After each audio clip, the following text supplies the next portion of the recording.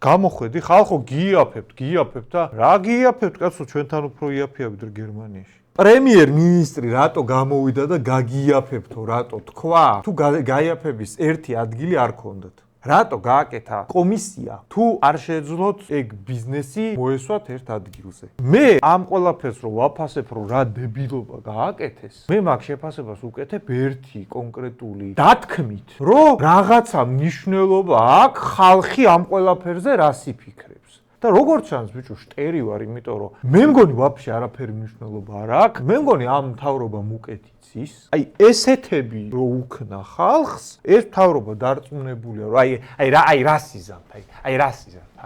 გითხარით რომ გაგიაფებთ, ხო? მე ხო გითხარით რომ არ გაგიაფებთ და რას მიზამ რა?